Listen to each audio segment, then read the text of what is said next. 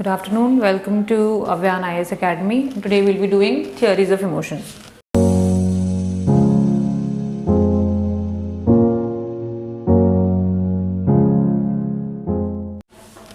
जिसमें कि the first one is common sense theory.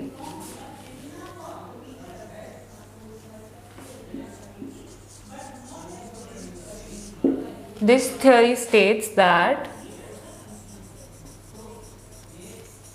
किसी भी सिचुएशन का इमोशनल रिएक्शन होने के लिए स्टिमुलस XYZ कुछ भी हो, कुछ भी कोई भी सिचुएशन है, वो स्टिमुलस आप first stimulus occurs, then there is conscious emotion. Conscious emotion का मतलब है कि you know what you are feeling and then there will be physiological response. Physiological response क्या होता है? Physiological response is any bodily response. So basically what this theory is suggesting is कि for example if there is a dog, if your stimulus is a dog, तो आपको dog दिखने के बाद क्या होएगा? Conscious emotion, like you are fearful of the dog. तो आपको डर लग रहा है और आपको जब डर लगेगा तो उसके बाद यू स्टार्ट शेकिंग. सो ये थियोरी ये बोलती है कि पहले आपको डर लगता है and then you start shaking. कि आपका जो रिस्पॉन्स है, जो बॉडीली रिस्पॉन्स है, जो फियर से जो आपको रिस्पॉन्स निकलता है, वो पहले ही आपको कॉग्निटिवली पता है, दिमाग में पता है कि डॉग देख के मुझे डर लगता है, इसलिए आपका रिएक्शन कुछ भी हो, XYZ, शेकिंग हो या हार्ट रेट इंक्रीज हो या पैल्पिटेशन हो, जो भी है, whatever it is, it happens post your labeling of the stimuli. कोई भी स्टिमुलाई हुआ उसको आपने पहले लेबल किया है और उसके बाद आपको कोई बायोलॉजिकल रिस्पॉन्स दिख रहा है, चाहे कितना भी इंटेंस है वो स्टिमुलस या वो कितना ही सबड्यूड है.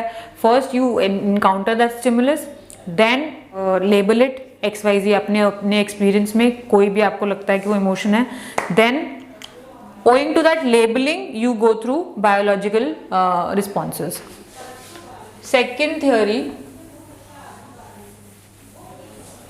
and mostly the theories on emotions are mostly understood in terms of stimulus, body response and cognitive labeling. इन्हीं तीन फैक्टर्स के आगे पीछे जो डिफरेंट थियोरीज हैं वो अंडरस्टैंड की जा सकती हैं. Number 2 is a more important one, which is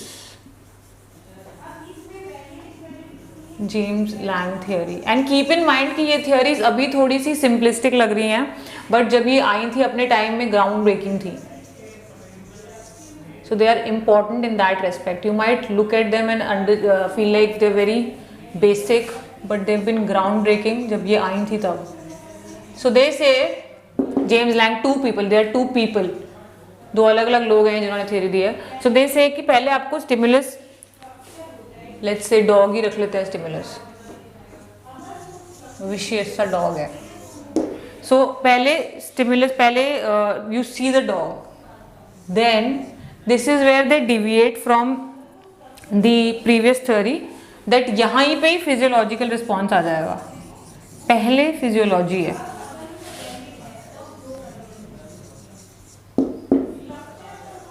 bodily response यहीं पर ही है. यानी कि डॉग को देख के आपका हार्ट रेट इंक्रीज हो गया है या शेकिंग हो रही है, शिवरिंग हो रही है या जो भी है XYZ, then you label it as fear, emotional labelling.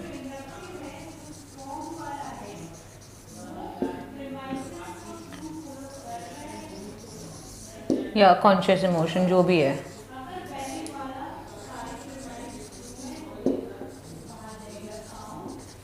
Shivering के बाद यू रियलाइज कि this is fear. So how is it different from the other theory? उसमें वो बोल रहे थे कि आपको पहले ही पता चल जाएगा कि क्या इमोशन है, उसके बाद आपका फिजियोलॉजिकल रिस्पॉन्स आएगा, यानी कि आपकी body will react to your mind. Here what your cognition, here what they are saying your cognitive process will dictate your bodily process, यानी कि आप जो कॉग्निटिवली सोच रहे हो वो आप बॉडीली इनैक्ट करोगे। बिल्कुल उल्टा है उस रिस्पेक्ट में।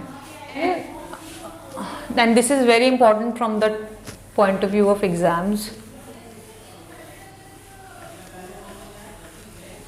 Generally asked almost every time एक question मास्टर्स के एग्जाम में आता है, I think, I'm not sure.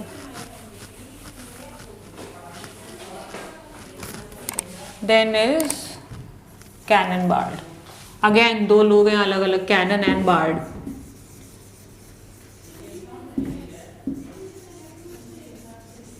Okay, इनकी थ्योरी थोड़ी सी रिफाइंड है from the previous two theories, wherein they say कि कोई स्टिमुलस है,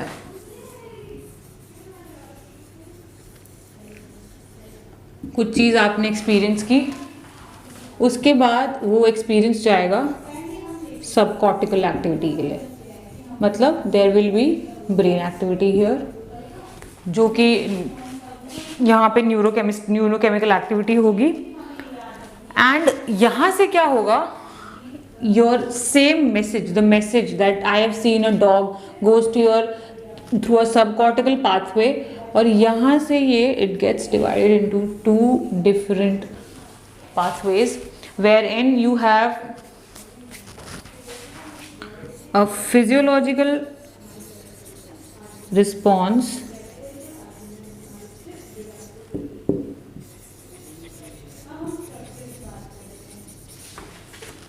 along with कॉन्शियस इमोशंस। ये एक साथ ही फील हो जाएंगे आपको, जितना भी प्रोसेसिंग है उस स्टिमुलस की वो यहाँ ब्रेन में हो रही है, आपकी सब कॉर्टिकल ब्रेन एक्टिविटी हो रही है। सब कॉर्टिकल ब्रेन एक्टिविटी पूरा लिख दो, सब cortical brain activity, and from here it gets divided into two different pathways and both these things occur simultaneously, इकट्ठे एक साथ हो रही हैं ये, कि आपने फिजियोलॉजी, सो फॉर एग्जांपल अपने पुराने एग्जांपल से ही चले अगर हम, so if you seen a dog here, it goes to your brain for subcortical brain activity, ठीक है, और यहीं से डिवाइड हो जाएगा वो एक साथ ही। आपको ये भी, आपको हार्ट रेट भी बढ़ेगा आपका, प्लस आपको ये भी पता चल जाएगा कि मेरा हार्ट रेट बढ़ रहा है बिकॉज ऑफ फियर। एक साथ, कोई पहले नहीं कोई बाद में नहीं, दोनों साथ साथ ही होंगे। आपका हार्ट रेट बढ़ेगा और आपको रियलाइज हो जाएगा कि वो बिकॉज मेरा हार्ट रेट बढ़ रहा है इसलिए मुझे डर लग रहा है डॉग से। और ये जो एक्चुअली प्रोसेसिंग होनी है कि कैसे हार्ट रेट बढ़ रहा है और कैसे आपने उसको लेबलिंग किया, वो यहाँ होगी, उसका एक अलग प्रोसीजर है, वो अलग से एक स्टेप में हो रहा है डॉग को देखने के बाद, ठीक है। और ये धीरे धीरे धीरे एक्चुअली क्या है कि यही मैंने लाइक आई सेड कि these are the 3 steps that are going to be the most when it comes to theories of emotions, और यही स्टेप्स चेंज होते रहेंगे and the theories will keep on evolving themselves. Number 4th, and I think in a little more refined than the other one, is Schachter-Singer. Again, दो लोग हैं अलग अलग, Schachter अलग है, Singer अलग है। Schachter-Singer theory. According to them, there is a stimulus, ठीक है, कोई इवेंट हुआ, इवेंट होने के बाद होते ही there will be a, so there is no brain activity involved here according to them, so there will be cognitive appraisal कि ये जो मेरे को ये इवेंट है ये मुझे कैसा फील करवा रहा है, प्लस फिजियोलॉजिकल रिस्पॉन्स। अब ये नहीं है कि फिजियोलॉजिकल रिस्पॉन्स की वजह से आप सोच रहे हो कि फियर है, या फियर की वजह से आप सोच रहे हो कि हार्ट रेट बढ़ रहा है। सो फिजियोलॉजिकल रिस्पॉन्स जो भी है आपका, हार्ट रेट बढ़ना या जो भी है, उसकी कॉग्निटिव अप्रेजल भी साथ साथ हो रही है, और उसकी वजह से फिर कॉन्शियस इमोशंस आ रहे हैं।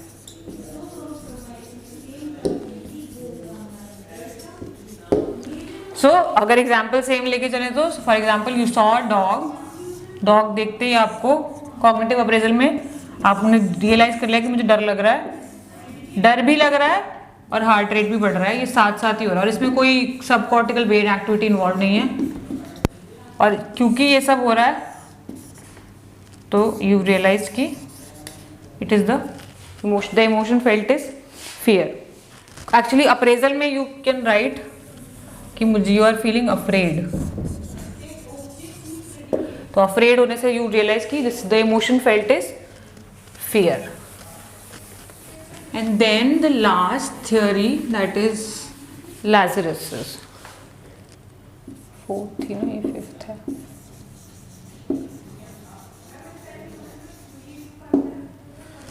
So he basically says that there is a stimulus, कोई इवेंट है, इवेंट के बाद कॉग्निटिव अप्रेजल है कि मुझे क्या दिख रही है ये सिचुएशन में, क्या क्या हो रहा है, कि वो डॉग है, is the dog running, is the dog still, is the dog giving मी,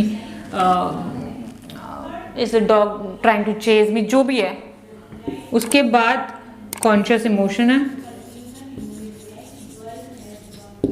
मतलब हर परमुटेशन कॉम्बिनेशन से हमने अंडरस्टैंड कर लिया ये कॉन्शियस इमोशन है। And then there is a physiological response, सबसे एंड में आता है physiological response according to Lazarus.